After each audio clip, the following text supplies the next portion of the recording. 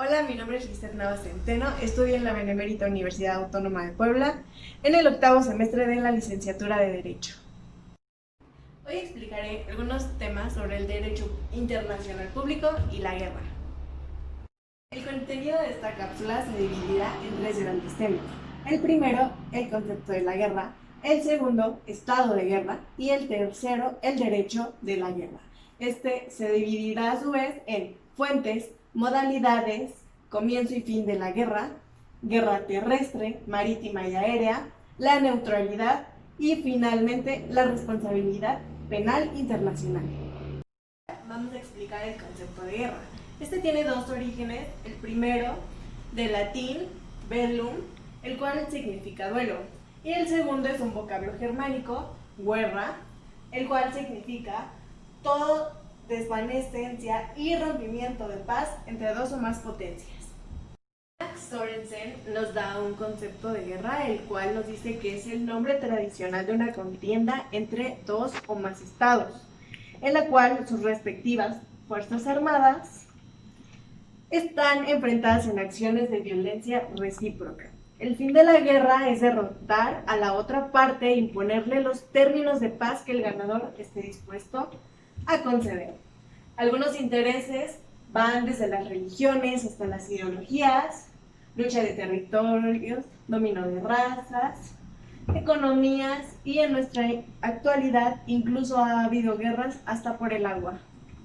El siguiente tema es el estado de preguerra. Este fenómeno lo podemos distinguir cuando las relaciones internacionales se deterioran tanto que es previsible una guerra armada. También podemos conceptualizarlo como cuando un elemento de anormalidad en las relaciones internacionales, que hace prever un desenlace igualmente hacia una guerra. El tercer tema que vamos a abordar es el derecho de la guerra.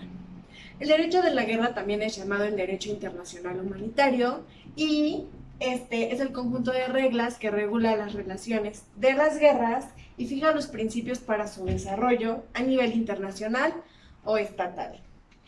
Y a esto lo conforman los acuerdos que son firmados entre estos mismos estados. Sus elementos son la guerra y la paz. El siguiente tema son las fuentes del derecho. Como ya sabemos etimológicamente, la fuente significa agua que brota de la tierra. Esto quiere decir que la fuente en el derecho es donde nace el derecho, qué fuentes se utilizan en el derecho, de dónde proviene el derecho. Las fuentes del derecho humanitario internacional, o también llamado derecho de la guerra, son dos. Las primeras son las prácticas consuetudinarias y las segundas son la codificación a través de convenios internacionales y declaraciones. Uno de ellos es la Declaración de los Derechos Marítimos de París de 1856, el cual nos habla sobre la protección del comercio neutral en tiempo de guerra. También habla de la Convención de La Haya, de la 1 a la 10ª de 1907. También podemos mencionar el Protocolo de Londres de 1926, el Protocolo de Ginebra de 1925, la Convención UNT de 1971, entre otras convenciones y declaraciones que nos sirven de fuente para el derecho de la guerra. El siguiente tema es el comienzo y fin de la guerra.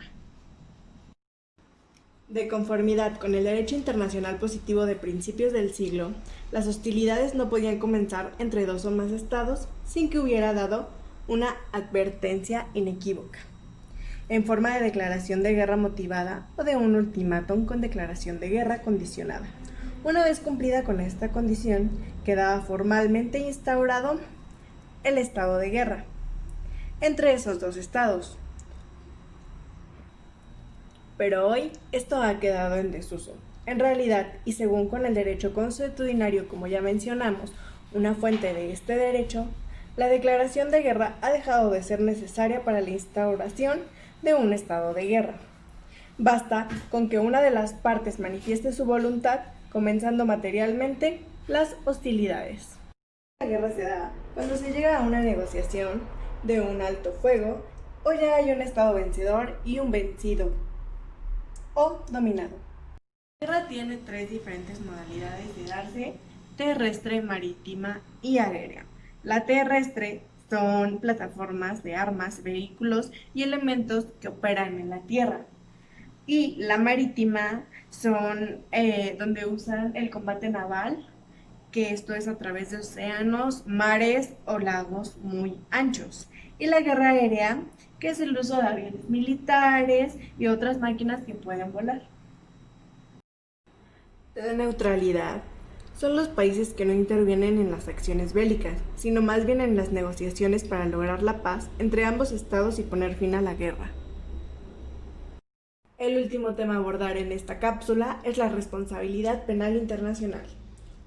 Esta se refiere a la responsabilidad que conlleva un país para con sus agentes que se encuentran en otro. Comete una violación contra el Estado, esta debe de responder por ellos y por los actos ilícitos que haya cometido para que se repare el daño. La responsabilidad penal internacional tiene tres elementos. La primera es la violación del derecho internacional, la segunda, imputabilidad de tal violación en un Estado, y la tercera, la existencia de un daño material o moral. Es importante mencionar que la responsabilidad penal internacional tiene como fuentes los tratados internacionales y demás fuentes del derecho internacional, o más concretamente del derecho público internacional. Muchas gracias por ver este video, esperando les sirva para su acervo de conocimientos. Nos vemos pronto.